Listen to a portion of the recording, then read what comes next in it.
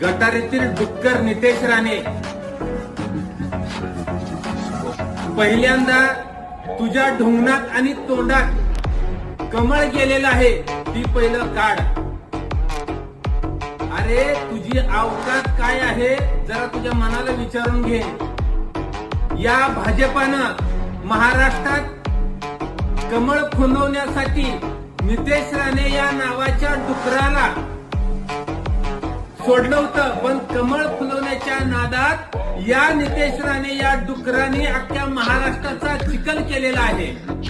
अरे नित्या, तुझ्या तोंडात आणि ढुंगणात तर कमळ गेलंय, पण तुमच्या तिघांच्या पण तोंडात आणि ढुंगणात कमळ आहे, लक्षात ठेव. ती पहिलं काढा.